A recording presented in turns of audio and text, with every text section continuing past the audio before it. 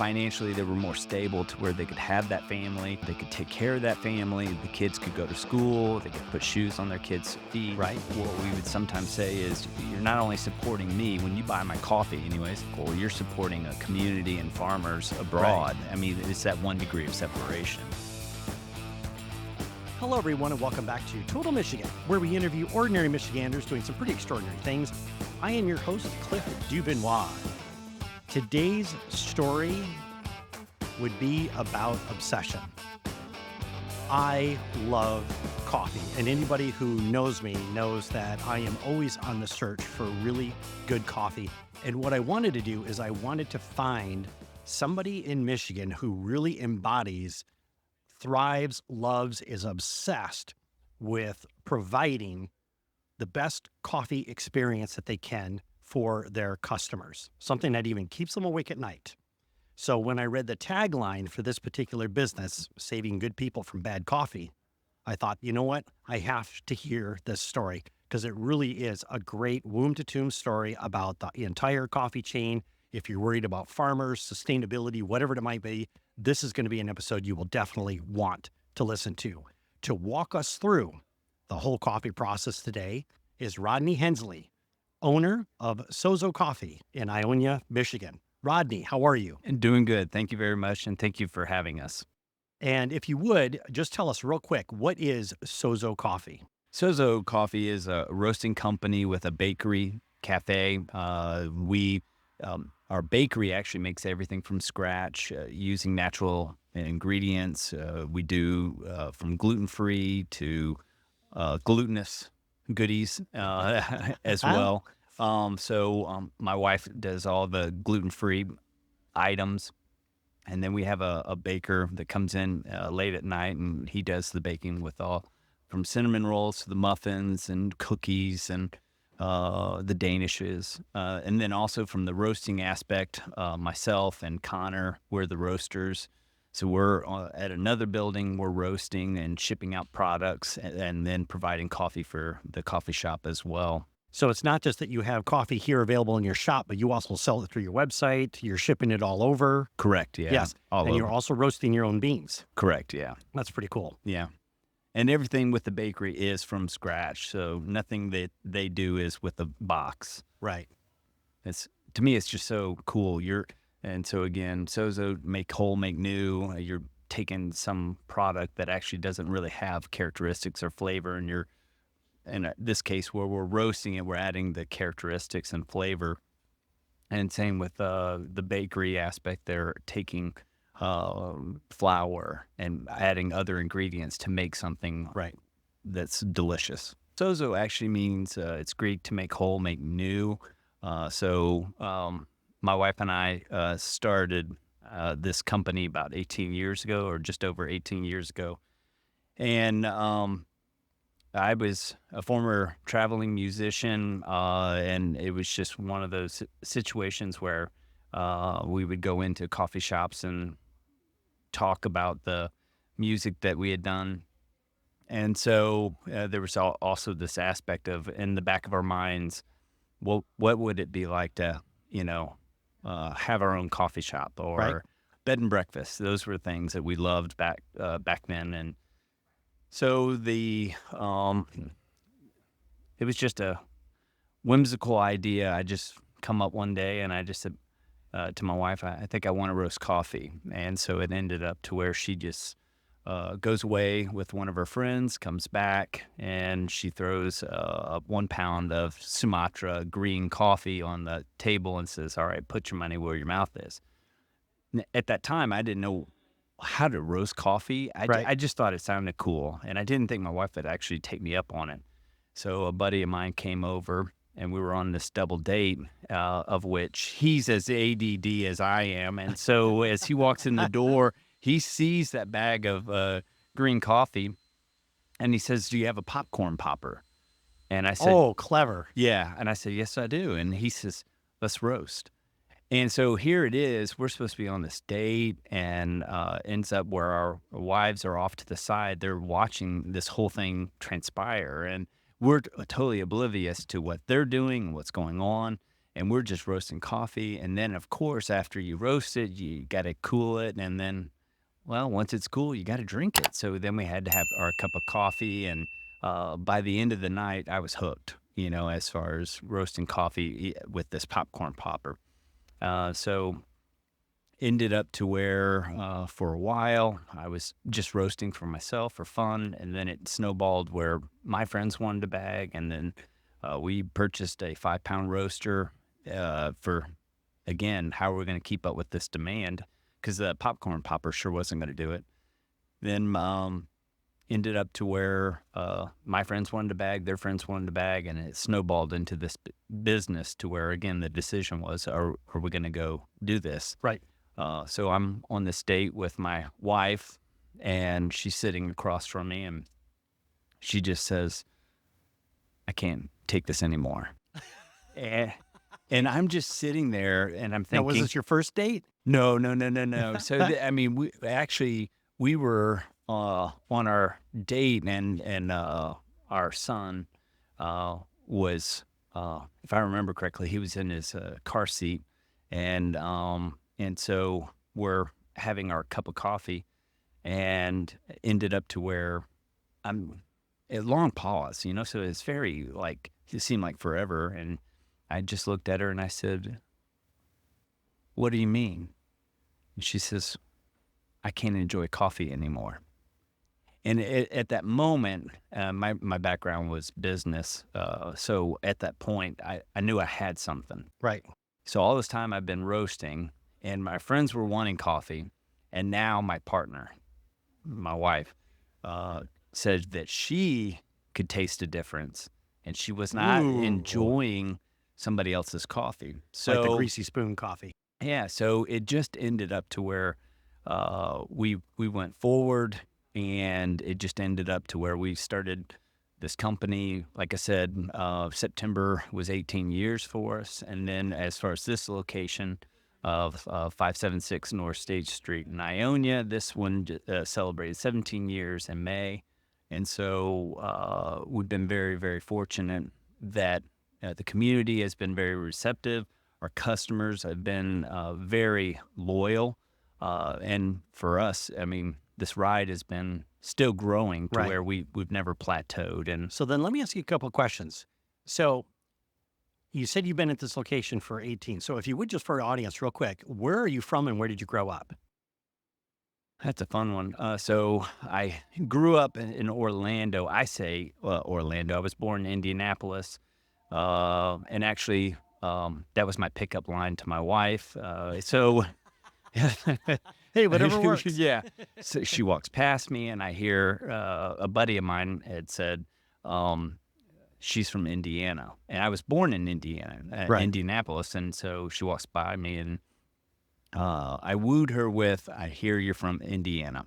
And so, so if she was here, she would definitely be beet red and agreeing with it, that she knew instantly that I was the one for her. So anyways, I digress. So it ended up to where I moved to Orlando when I was 6, then moved to Huntsville, Alabama when I was 12. And so those were, I would say, Orlando and Huntsville, Alabama were probably the two that I remember the most, and very, especially I'm a Florida Gator fan growing up there, where everybody was at that time a Miami Hurricane fan or a Florida Seminole fan, and Florida was horrible. So Right. I chose for the underdog. So it's those years have been pretty strong for me. And so you grew up in Orlando. What brought you to Michigan? So, like I was saying earlier, we were traveling doing music, and some friends of ours asked us to come to Michigan and be the music pastors. So you're also a musician. Yeah.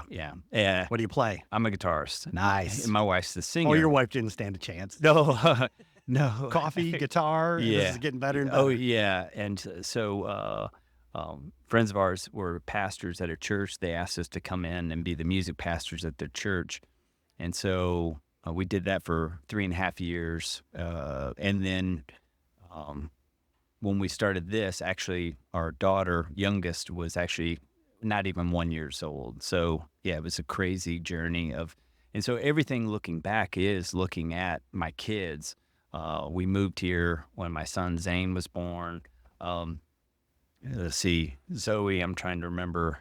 Um, there was something important that happened around the time that she was born. I think it was with the church. And then Zaylee, like I said, we opened up Sozo, and 1 year later, Right. she's celebrating her 1 year. So when did you start getting addicted to coffee? Well, it was back when I was in college. Oh, that's a y- famous story. yeah. And it was interesting because at that time I had friends. So I went to college in Nashville, Tennessee at Belmont University. I had roommates that were traveling, either musicians or they were involved in demerch. And so we would come back from being on the road, and it ended up to where I was big into coffee. My one roommate was big into beers, and my other roommate was big into wine. Right. And so I kind of joke around that we were poor as church mice, to where we would save our money for that weekend where we would go to find good coffee around Nashville. And there was very few. And then it was a matter of same thing, finding a good pub or a good wine bar, and then having the person talk about the characteristics and stuff. Right. So And this was about when? that would have been Mid-90s? 90. Okay. Yeah, 90. Okay. 91, 92, right Okay. around there. All right. So it was just a fun time. And have strong memories of eating ramen noodle, barely surviving. I'm trying to think of what cereal it was, Trix or something like that. I was getting all of my nutrients from, and then of course drinking as much good coffee as I could possibly So find. I want to ask this question because my coffee experience is a little bit similar. I started drinking coffee in college, but when I started drinking it, like every other college student, I was flat broke. Mhm. Okay. So it was like all about buying like the cheapest coffee, the most amount of coffee. I'm not going to say the brand, but it came in a big blue can, right? And I would drink it like by the pot. But it wasn't until I would have to say maybe late 90s, I finally had a good cup of coffee, and that was game changing. Mhm. When did you have that first good cup of coffee? Oh, I probably I would say when I was roasting, just because of, I joke around that it was like a Ratatouille type moment where like it was just, oh my, all of a sudden, You talk about the movie stars, Ratatouille. Yes, yes, yes, yes. This spark started flying and stuff, and detecting nuttiness characteristics, chocolate and fruity, And this is still in the 90s. no, actually, this would have been 19, 20 years ago. That I first started Okay. roasting. And so I had good coffee prior to, but as far as having a lot of characteristics, so sometimes I define, so like our Huehue Tenango from Guatemala is, I would say it's a really good like baker's chocolate. So that's like my morning cup of coffee, and it's very strong, has a lot of body to it. And then in the afternoon, the Funky Monkey, which is a natural coffee from Guatemala, that one has all these fruity berry notes and characteristics. And so that's something like I'd have in the afternoon. And so those moments, like I said, when I detected all these different characteristics and those layers, so each time I'm having a sip of coffee, I'm Right. actually detecting maybe different notes and characteristics. And that's what I find so fascinating and fun about coffee is it's changing as you're having that cup of coffee. Right. Which is, just absolutely beautiful. And you had mentioned before about how you went to your wife and you said, I think I want to start a coffee shop. You'd also mentioned before that you had, I believe you said you had a degree in business. Yeah, my degree was marketing. Yeah, or so marketing. So what in the world made you think that you could make like an actual coffee shop work? Because my experience with coffee shops is it's a lot of work. Margins are very low. Correct. So what made you think that you were going to be different, buck the trend, survive and thrive? I mean, you said you've been doing this for 18 years. Yeah. Yeah. So it was one of those that we just felt like this is something we were supposed to do. So we were all in. Oh, interesting. Okay. Yeah. So, and when I do consulting with people, I'm like, is this something that you want to do, or is this something that you feel like you want to do? Um, And that's a huge difference, by the way. Correct. Mindset. Yes. Yeah. Yep. I mean, there's some people that like tea that want a coffee shop, or some people that like the ambiance of the coffee shop that aren't really into coffee, but they like the ambiance. And so this is not really, for me, I would say that's probably not a good idea. Right. Because of the fact that you really should be in love with the product and what you're doing. The people, I think they just come along for the ride. Right. You're involved in the community, you're doing something within the community, and so therefore something resonates with them, and they become your fans. And then it's like they're loyal. And we had two older gentlemen and that would, especially in the beginning, I don't know if you remember the older men and the Muppets. They were up in the balcony, Yep. and so John and Mike were those two guys, and they would sit over at the bar and they would just heckle and make fun of me. And then as people would come in, they would schmooze with the clientele and again make jokes at my expense. Right. So it was a great time. Now I'm more behind the scenes and doing other things, Right. but I still have those memories. So for our audience, we're going to take a quick break and thank our sponsors. If you're just joining us, you're listening to Total Michigan. I'm your host, Cliff, and today we are talking with Rodney Hensley of Sozo Coffee, located in Ionia, Michigan, and we will see you after the break. Hey, if you are enjoying these great interviews, just take a moment and go to totalmichigan.com/join, and you can get these episodes sent directly to your inbox because there's a lot more great stories coming. See you there. Hello, everyone, and welcome back to Total Michigan, where we interview ordinary Michiganders doing some pretty extraordinary things. I'm your host, Cliff DuVernois. Today, we are learning all things coffee with the esteemed Rodney Hensley of Sozo Coffee, located in Ionia, Michigan. And Rodney, before the break, we were talking about different elements of your coffee, and you roast your own coffee and all these other things. So what I would like to do is I'd like to take just a few minutes and kind of unpack that whole picture, because first off, it really starts with the coffee farmer. Correct. Right? Located in, I believe you get your coffee from South America and Ethiopia. Correct. So talk to us about, first off, why is it important for you to actually have that relationship with the farmer? Because you go down there. Correct. And spend time with them. I do. So, so anyways, talk to us about that. So 1 year into Sozo Coffee, it ended up to where a gentleman comes in and says, have you ever seen the documentary called Black Gold? And it's a PBS special that was following around an Ethiopian representative that was going to these coffee conferences. So in the end, there was this moment where he basically goes back to his farmers and he says, guess how much a cup of your coffee would be? You just, cup. Right. And so they're like a nickel, 10 cents. And they're putting it in our dollar amount. But in the end, he's, that is $2. And all of a sudden, these farmers are looking at each other, who's making the money. And so because for them, $2 is a lot of money. Oh, yeah. So they're making change and somebody's making dollars. Right. And so the question is who's making the money? So that even that image is stuck in my brain of seeing those farmers freaking out at somebody making dollars. So from that point, it was just, for me, it was a matter of trying to find those connections. And it's taken years to find ways to get to the farmer, because previously I was purchasing from a third-party supply house here in the U.S. And so some of them would say that they had relationships with the farmers. But in the end, that wasn't good enough for me. I wanted to actually shake the hand of the farmer. I wanted to eat with them. I wanted to be at their place. I wanted to see their family. I wanted to see their kids grow up. And so it was very important for me to have that relationship. And so, every year I'm going, whether it's Guatemala, Colombia, or Ethiopia, and spend that time. And then I also have the farmers on WhatsApp. So I'm communicating Oh, throughout. cool. Yeah. So I mean, if you think about it, it's such a small world. Yeah.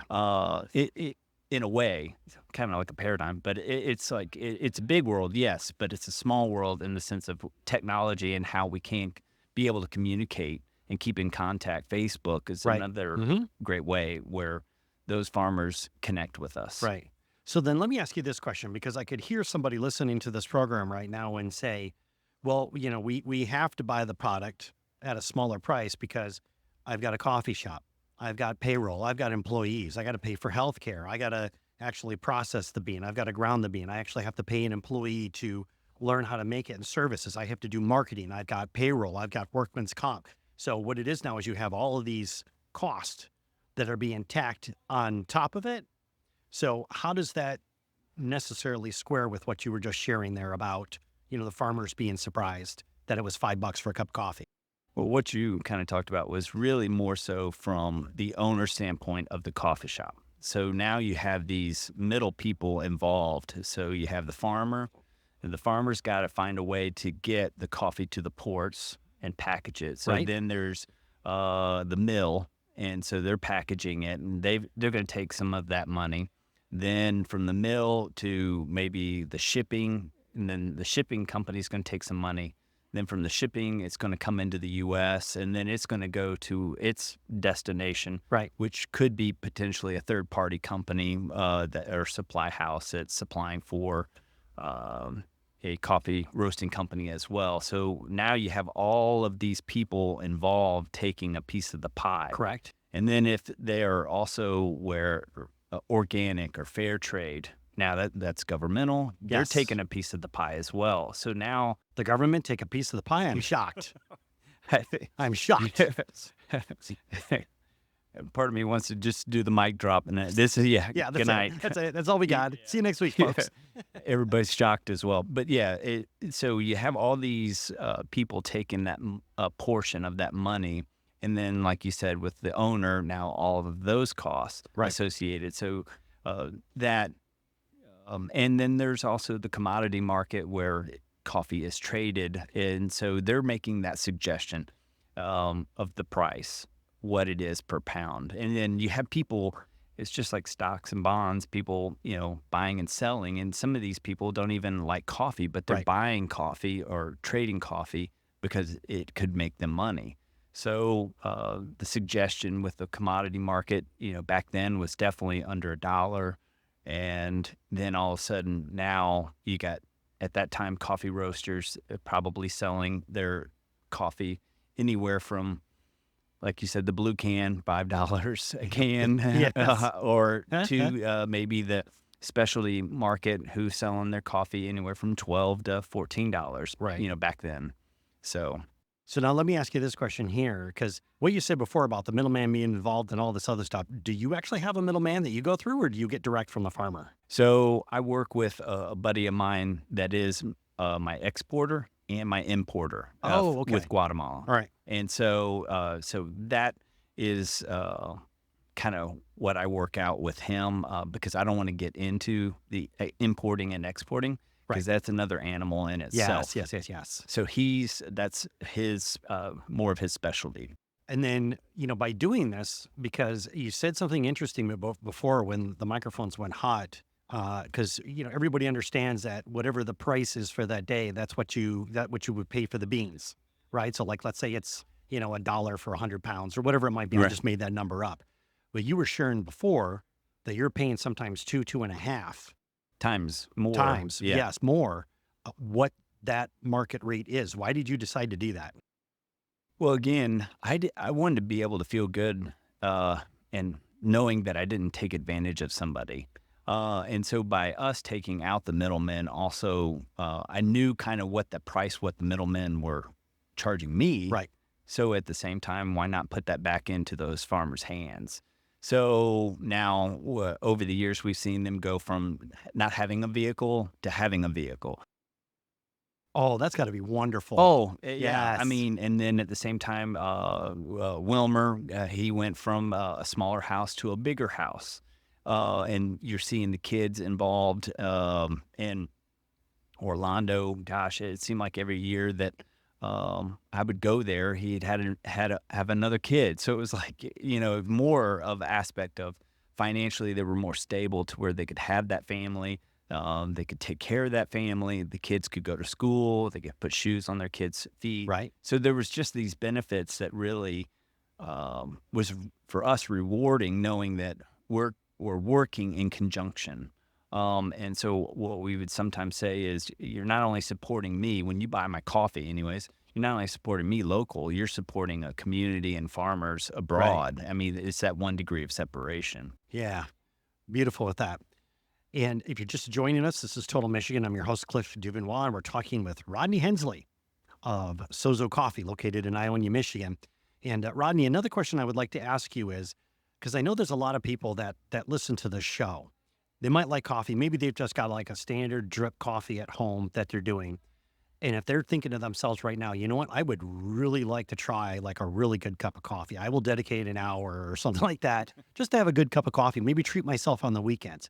I know there's so many different ways to have coffee, right? That you could do in your home. You've got the pour over, you've got the French press, you've got all these other. What would be something that you would recommend if you want to get the full experience from your coffee? I would recommend this. So for me, Kalita, pour over, AeroPress are the fun ones that I really enjoy. And so when I go to the farmers, I'll take the AeroPress with me. Now this is the little pot, right? Well, it's actually a plastic piece. We've got it right over on right beside us. Oh, okay, got you. Yeah, and Okay. so most of the farmers are used to like their normal home brewers, and then at the same time, or they might do percolator. Right. And so now we're doing this AeroPress right in front of them, and the facial and I do have some video and pictures of their facial expression, which is really priceless, because it never, they're baffled. This is my coffee. Yeah. This is my coffee. Yeah. And you keep, assuring them, no, this is your coffee. Because they've never tasted it that way before. No. They've had it, like I said, one of two ways, percolator or a regular home brewer. Right. So AeroPress is going to bring out a lot more characteristics. Interesting. And Kalita, to me, is a little bit more brighter. So it's going to bring out some of those bright notes with that coffee. Right. AeroPress is going to be a little bit more balanced. And so it's just fun to see their facial expression. So if somebody's into dark roast, see, I'm more into medium roast and light roast. So those, I would say, brewing pieces really bring out those characteristics. Right. So for darker, maybe try Kalita. But I think, again. And what is Kalita? Kalita is another pour over method.